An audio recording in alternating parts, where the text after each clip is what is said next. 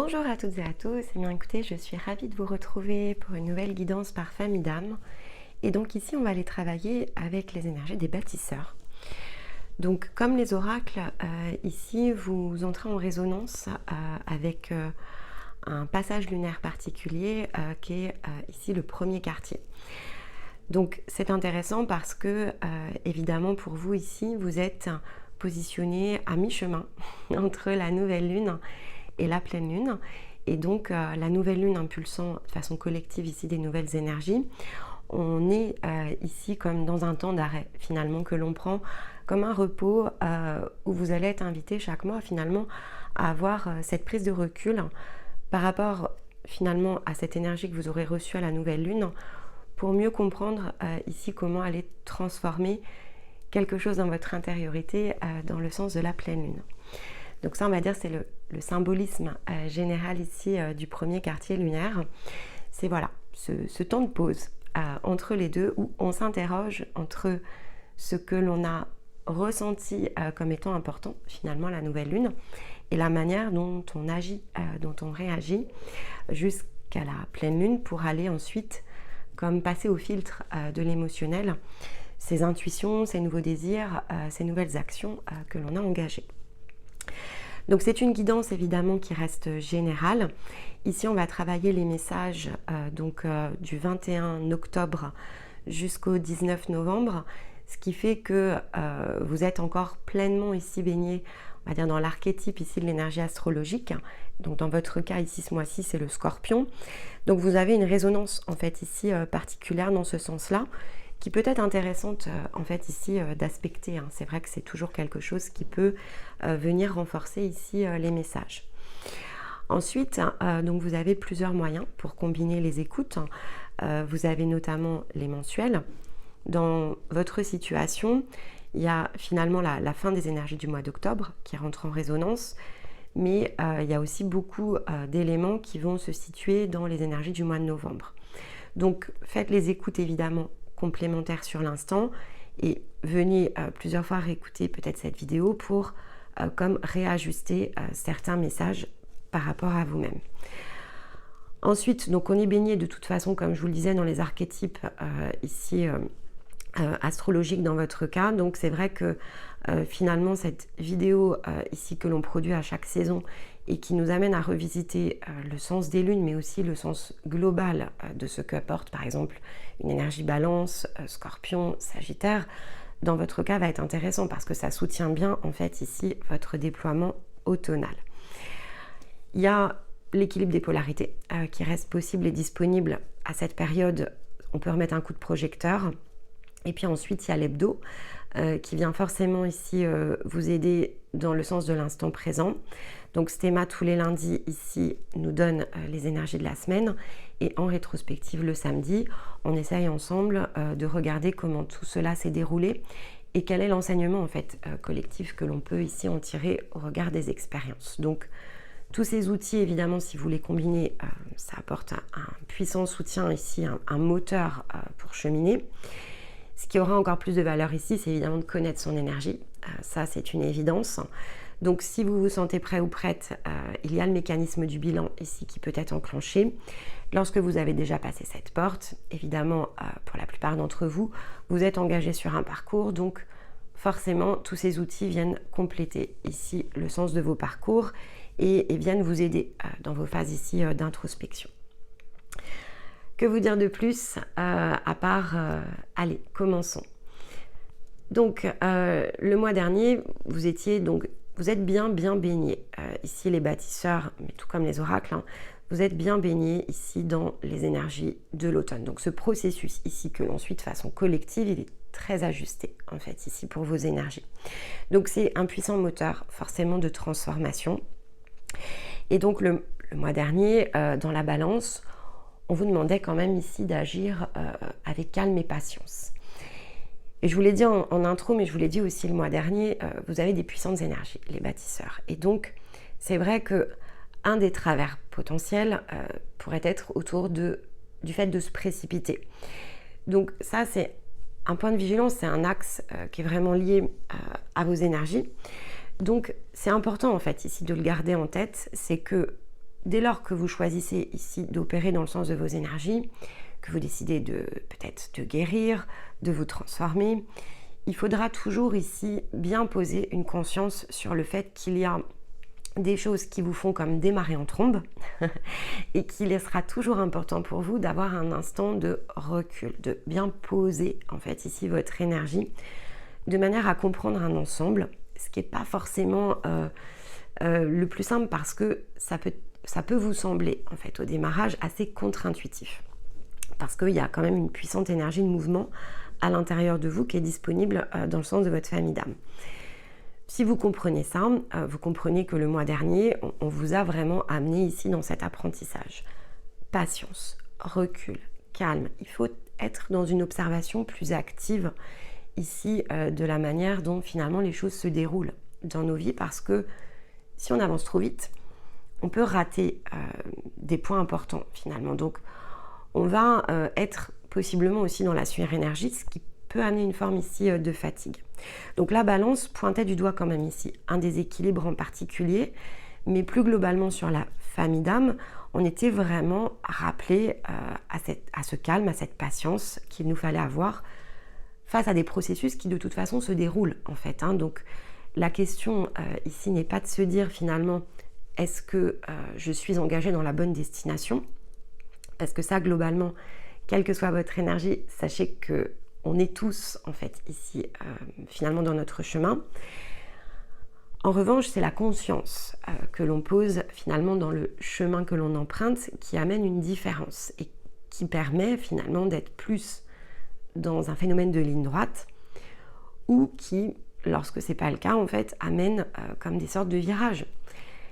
Et donc, le point que vous allez atteindre, il est déjà programmé en fait, il est déjà planifié.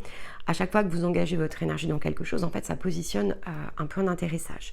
Donc c'est plutôt dans l'effort finalement que vous allez mettre à y aller. Parfois cette énergie dans laquelle vous allez vous épuiser.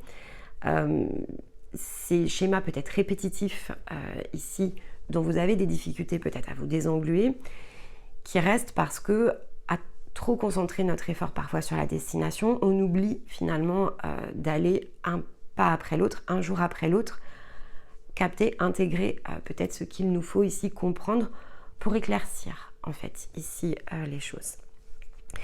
Et ce mois-ci en fait, donc quand je vois les pièces devant moi, on est dans cette idée à nouveau d'amener une forme de compréhension par rapport à ce que cette rapidité pourrait enclencher, engendrer dans vos énergies. Donc déjà on a la cassitérite, donc je vous la montre. Voilà.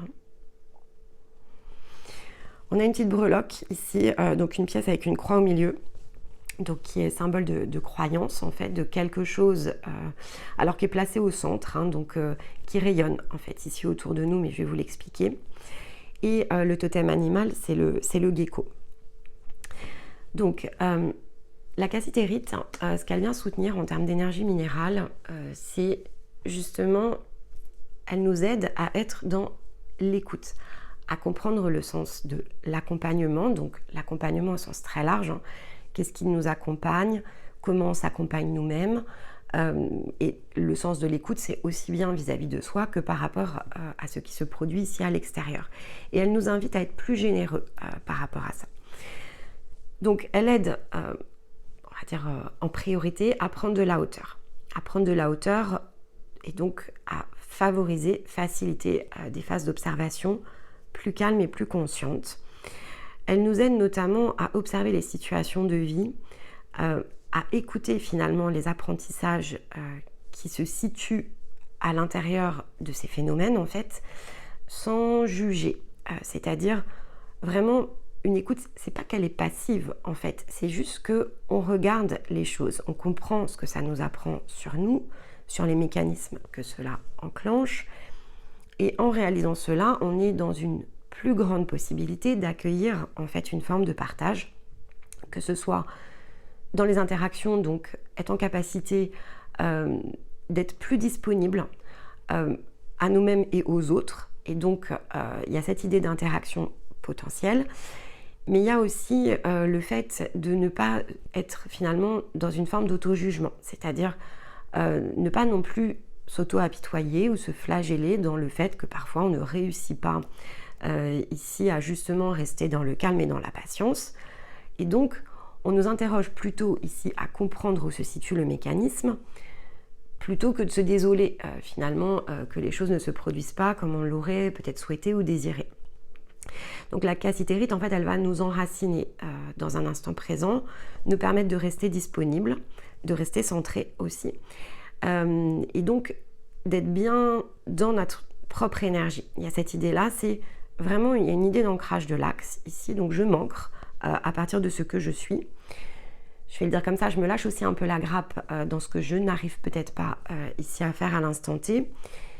Et au contraire, je regarde, c'est un peu l'histoire du verre à moitié vide et à moitié plein.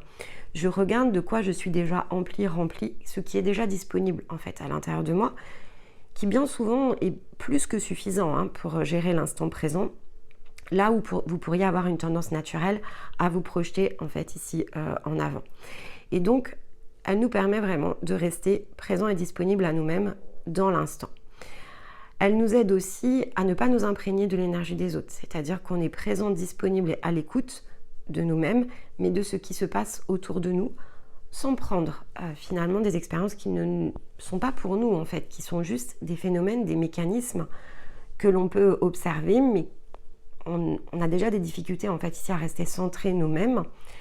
Donc on n'attend pas de nous en fait ici que l'on aide les autres à se recentrer.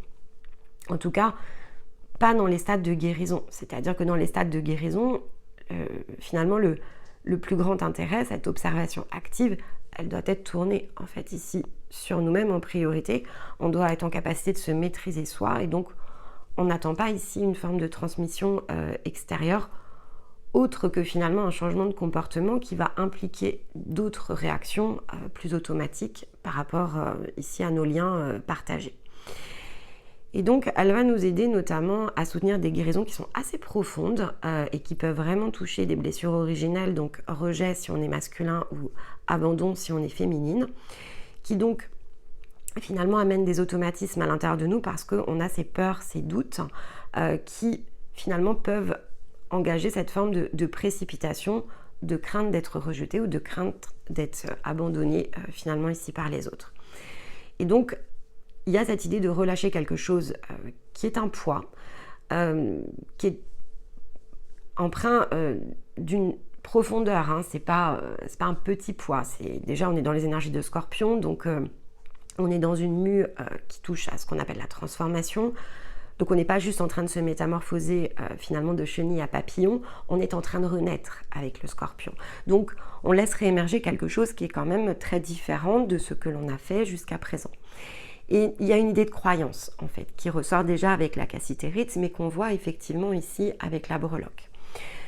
Donc placé au centre finalement de nous, c'est comme s'il y avait une croyance assez profonde qui nous bloque ici un nouvel accès et qui pourrait vraiment résonner avec ce que l'on perçoit devoir faire ou être, ce qui pourrait nous paraître le plus important.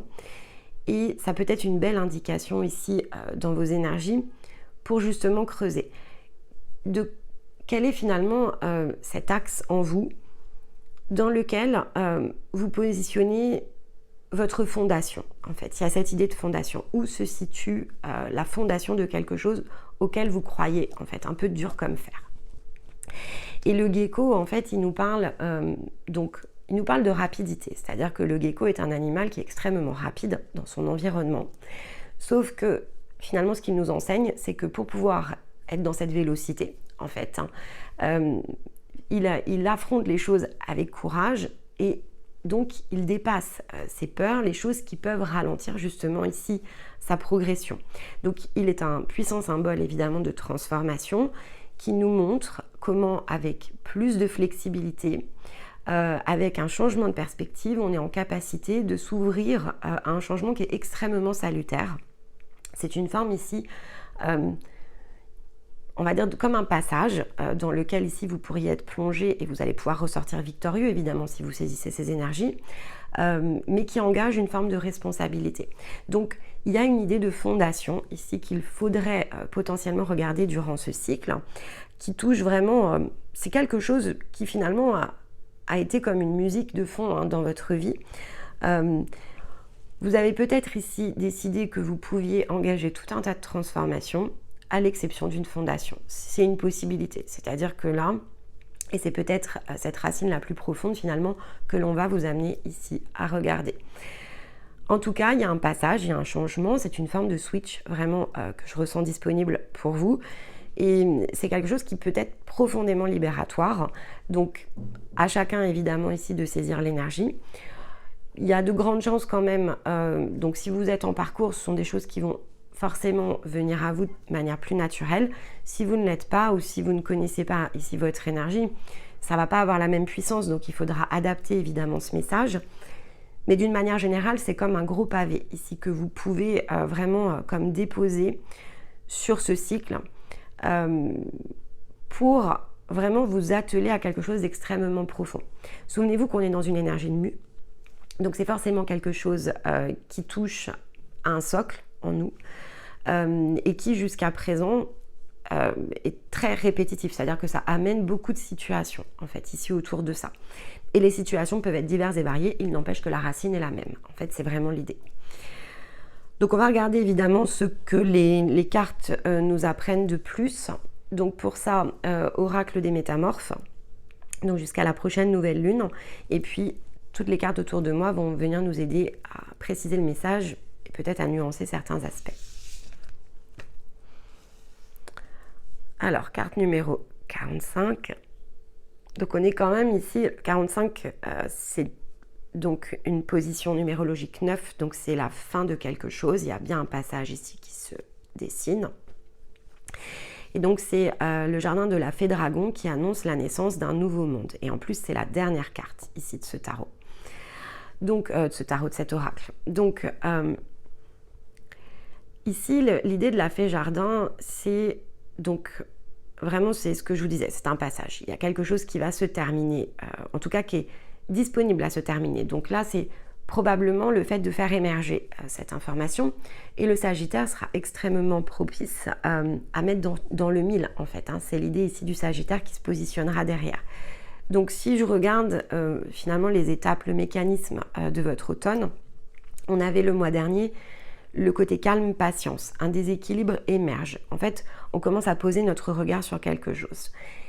Ici, dans le sens du Scorpion, on regarde au-delà, en fait, ici de ce déséquilibre. On regarde à quel point ce mécanisme est plus profond que ce que l'on avait identifié et touche peut-être plus de domaines que ce que l'on avait en tête, en fait, au départ.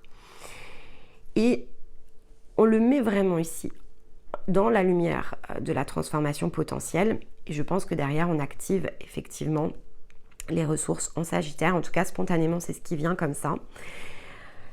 La fée dragon parle bien de puissance aussi. Elle parle donc de cette idée de jardin. Donc, il y a une idée de pouvoir s'épanouir autour de quelque chose de neuf et donc de vraiment réimpulser un changement profond. Bon, on va... Ici, bon, c'est facile, c'est la dernière carte, donc je devrais la trouver facilement.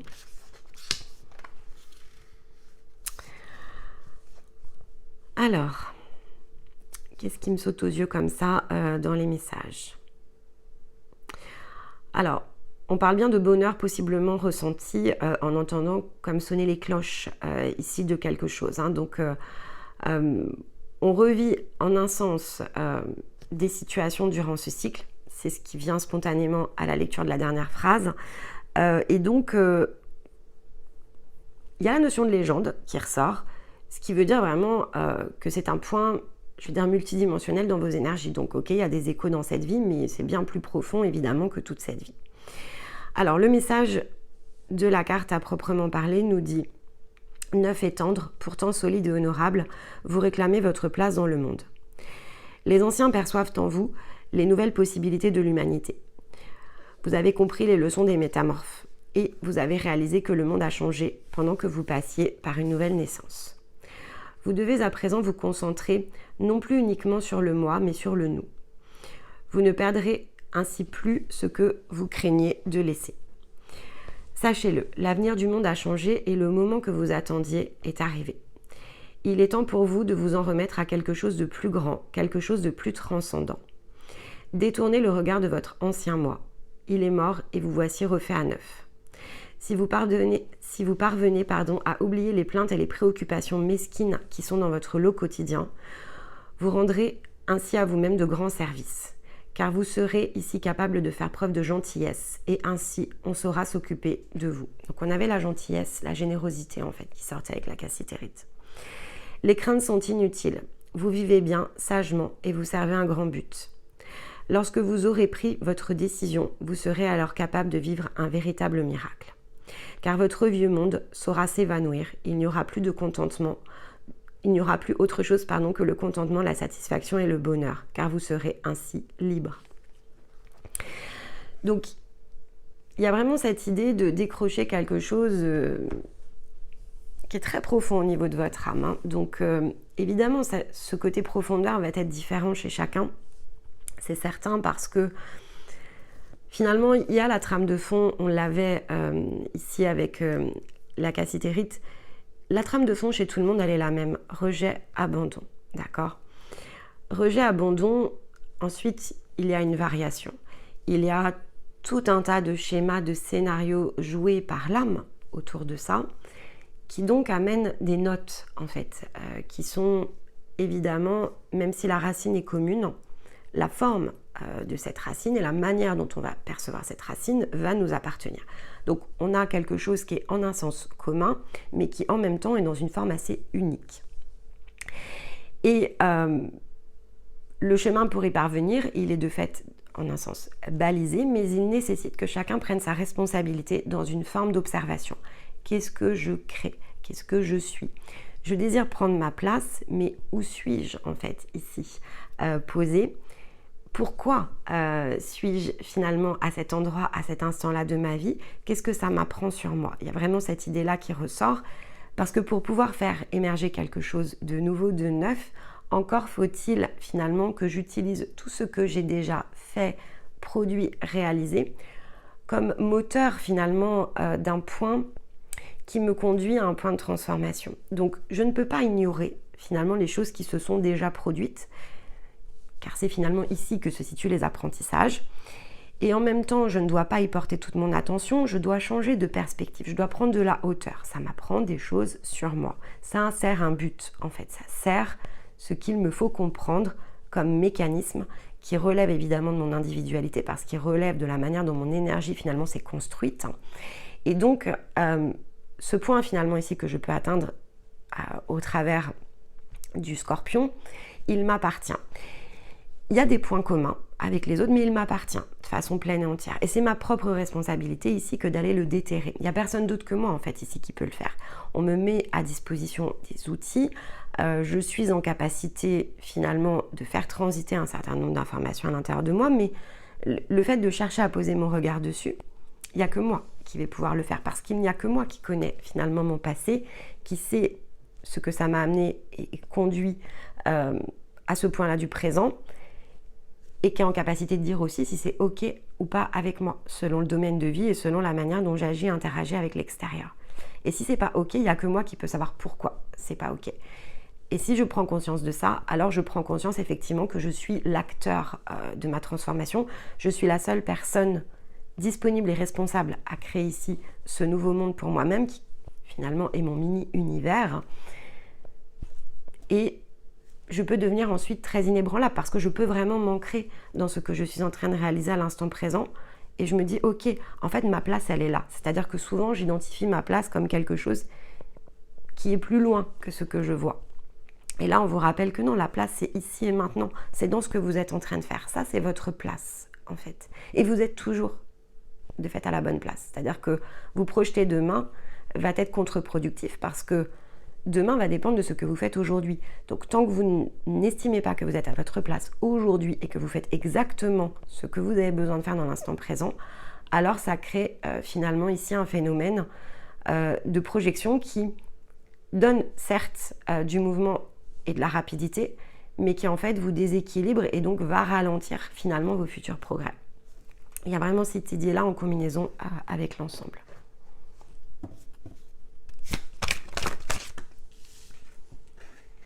Alors, repos et karma, d'accord. Donc, pour certains, on vous invite vraiment ici à prendre comme un temps de repos, un temps d'accueil, un temps de recul. La boucle du karma indique bien ce qu'il nous faut chercher ici de plus profond à l'intérieur de nous. Et à côté de ça, nous rappelle aussi que c'est ce qui peut en même temps nous faire tourner en rond. Donc, c'est toujours le même principe, c'est porter son regard sans en faire ici quelque chose d'obsessionnel.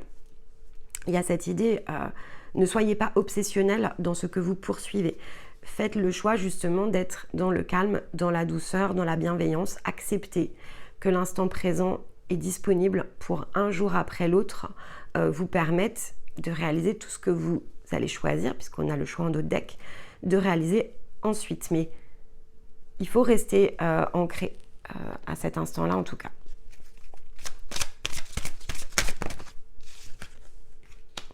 On a la lune et on a le soleil. Donc on a l'équilibre ici des polarités de façon très claire. Donc le fait de rester centré de toute façon n'est accessible que si on se remet au centre de ces polarités en fait. Donc si on accueille autant ses émotions que sa capacité à faire, son yin, son yang, que l'on considère les choses de façon égale, donc c'est part égale à l'intérieur de nous, on est aussi invité ici, comme on avait le karma, à comprendre que de toute façon, finalement, on ne peut poser notre regard qu'au centre de quelque chose. Donc on pose notre regard finalement à équidistance de la lune et du soleil, on est au centre, on a les deux polarités et les deux sont tout aussi importantes à l'intérieur de nous.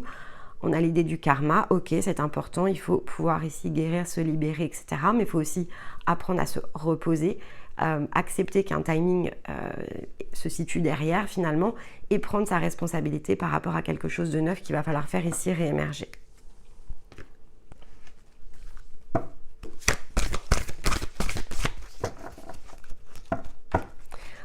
On vous rappelle aussi au fait que vous êtes un grand tout, vous êtes un mini-univers à vous tout seul. Hein. Donc, voilà, non, ça fait trop de cartes. Hop.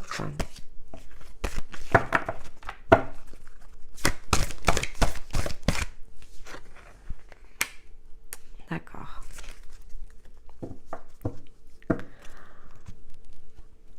Alors, on peut avoir ici un sentiment de perte. On peut imaginer que sa vie manque d'abondance. En fait, ça, c'est possible. Ou en tout cas, voilà, identifier peut-être les endroits où vous avez l'impression d'avoir perdu quelque chose. Ça peut être une belle indication. Parce qu'en fait, on ne perd jamais rien. Il n'y a jamais rien de perdu. Hein. Donc, il y a quelque chose qui se trouve autour de ça. C'est-à-dire, on peut avoir l'impression d'avoir une perte, un manque, un besoin. En fait, ici, on pointe du doigt plutôt quelque chose finalement qui est de l'ordre d'un déséquilibre en vous. Un manque, c'est forcément derrière quelque chose qui crée un attachement. Donc, concentrez votre effort d'observation sur ce que vous avez l'impression qu'il vous manque dans votre vie. Ça peut être une belle possibilité ici. On a le miroir de la vérité derrière. Ça peut être une belle possibilité de percevoir ce qu'il y a d'enfoui en fait en vous et qui finalement est de l'ordre ici d'une racine qui est prête à émerger. On va prendre ici un enseignement. Donc, les besoins corporels.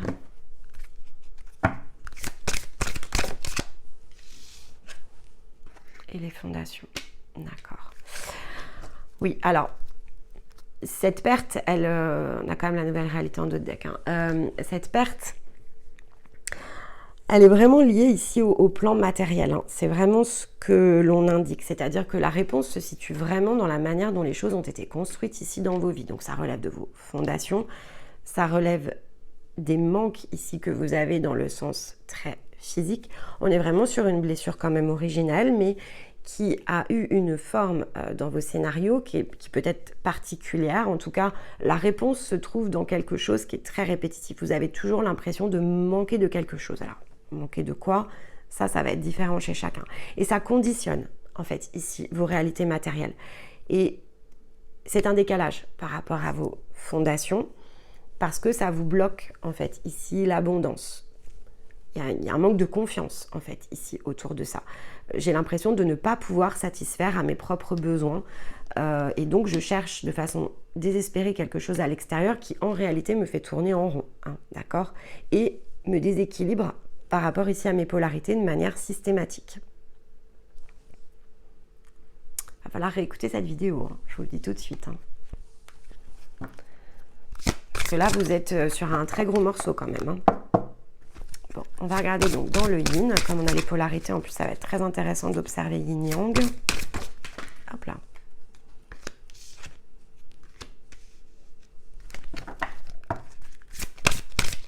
Alors, dans le yang, on va prendre que celle qui s'est retournée.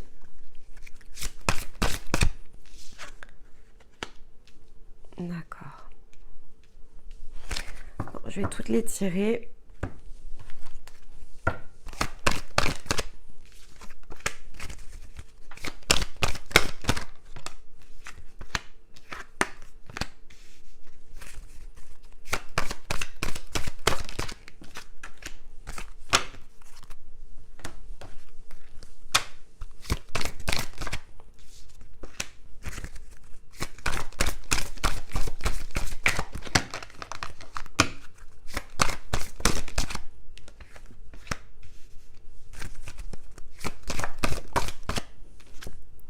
Ok. Alors, déjà, on vous dit de lâcher prise ici, de façon générale. Il va falloir lâcher prise. Lâcher prise, donc, sur des énergies de trahison. Et sur des compromis qui ont été faits. C'est-à-dire que il y a des choses ici sur lesquelles vous vous accrochez. Et c'est plus utile, en fait. Donc, vraiment, on avait le besoin corporel. Donc, ce sont des choses qui se sont passées dans vos vies. Hein. C'est-à-dire qu'il y a un aspect ici, un domaine. Alors, bon, là, du coup, ça peut toucher tout. Sur lequel vous vous accrochez envers et contre tout. Une forme d'injustice, parce qu'avec la trahison, c'est ça, comme on a en plus l'énergie du compromis. Vous pourriez vraiment percevoir les choses ici, dans certaines situations de vie, comme injustes. Et ça, en fait, ça vous bloque toutes les portes. Voilà. Sachez que tant que vous n'aurez pas réglé ça, tant que vous ne serez pas dans une forme d'acceptation, tant que vous ne repositionnerez pas votre regard différemment, tant que vous vous accrocherez en fait à ce que vous avez perdu, en fait, il n'y a absolument pas de place pour le renouveau. Parce que vous ne lâchez pas prise, en fait, ici, sur les situations de vos vies.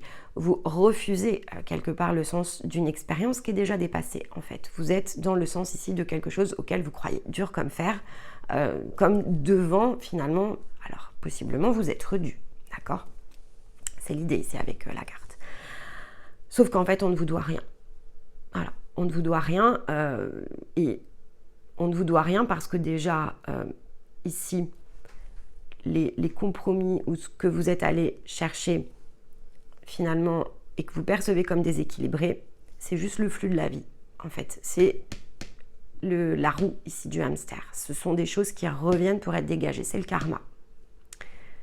Donc peut-être que dans cette vie, vous le percevez comme de façon très injuste, hein, mais à quel point ici, finalement, vous luttez depuis... vous luttez autour de toutes les incarnations que vous avez faites, autour du même schéma.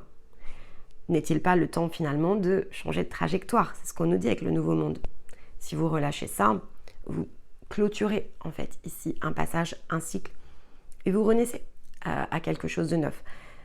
Mais tant que vous décidez sur le plan physique, parce qu'ici on avait les besoins corporels, tant que vous décidez sur le plan physique de continuer à le regarder comme tel, ça bloque tout.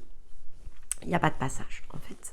Donc là, vous avez la possibilité, effectivement, durant ce cycle, on vous dit que l'automne est le meilleur ici des moments, parce que ça, c'est lié, en fait, à ce que vous ne voulez pas ici lâcher dans le sens émotionnel, donc dans le yin. Tant que vous vous accrochez à ce que vous estimez avoir perdu, ça bloque. Donc là, on vous dit lâchez.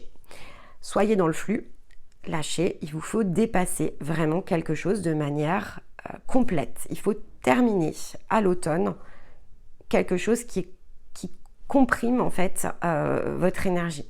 C'est comme si vous étiez vous voyez, avec, voilà, cloué à un poteau. Vous avez tout qui vous entoure, là, les cordes. Il n'y a pas de mouvement, en fait. Donc, tant que vous êtes dans cette position-là, il ne se passera rien. Donc, il va falloir ici oser regarder le fameux miroir de la vérité. C'est-à-dire que, en fait, ici, votre âme, votre énergie, il n'y a rien qu'elle subisse, en fait. Elle a accepté des choses, quel que soit le plan, en fait. Et donc, elle a construit des scénarios, finalement, autour de ça. Donc là, vous vivez le scénario de libération. Il est disponible, en tout cas. Vous pouvez tout à fait continuer à rester sur votre poteau. Mais là, on vous dit bien que c'est votre responsabilité. C'est vous qui faites ce choix-là, en fait, à partir de votre émotionnel. Et l'automne est favorable pour dépasser ça. Mais pour ça, il va falloir créer une forme d'ouverture. C'est ce qu'on vous dit aussi. C'est-à-dire qu'il faut ici créer une forme d'ouverture. Il faut aller de l'avant. Il faut utiliser votre force, votre puissance pour aller de l'avant et dépasser quelque chose donc, qui touche à l'hérédité.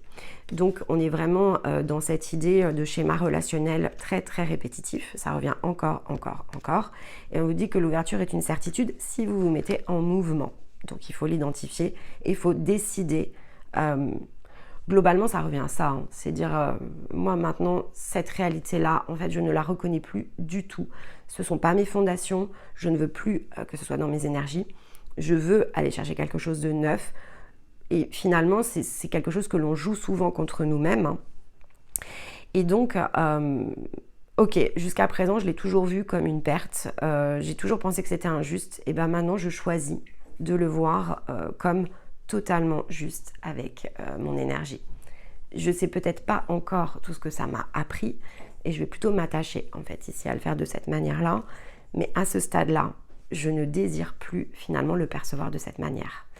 Et ça, déjà, c'est un acte puissant, en fait, ici envers vous-même. C'est une affirmation qui est quand même très puissante. Parce que là, dans les liens, on vous dit justement de vous positionner au-dessus de la mêlée, dans le calme. Il faut arrêter, en fait, ici un conflit par rapport au relationnel. Ce qui s'est produit, voilà, c'est de l'ordre ici de...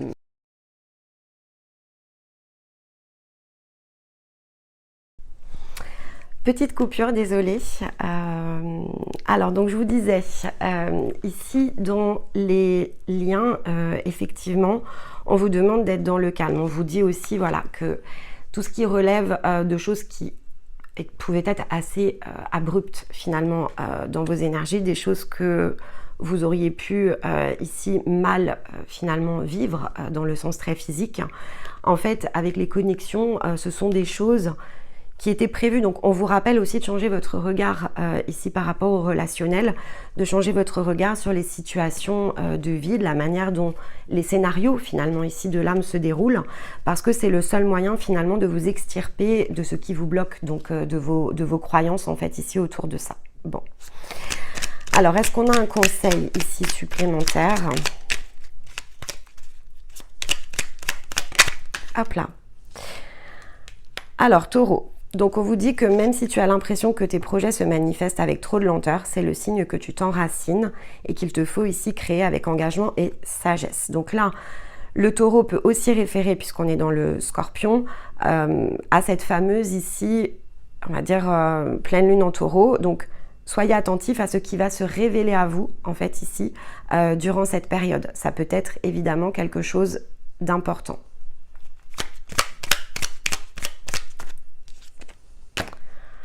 On a la vulnérabilité ici sur le yang, donc on nous rappelle que c'est un signe ici de force et non pas ici de faiblesse en fait. Donc ça c'est voilà, c'est quelque chose qui est important. Il va vous falloir vraiment utiliser votre émotionnel comme un moteur, un vecteur ici de changement. Je pense que c'est vraiment l'idée.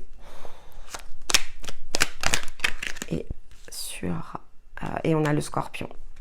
On a le Scorpion qui tombe ici sur les liens, où on vous demande de voir au-delà des apparences et de révéler en fait cette fameuse vérité ici à l'intérieur de vous, d'utiliser vos intuitions aussi, vos discernements. Donc il faut vraiment regarder autour des situations de vos vies.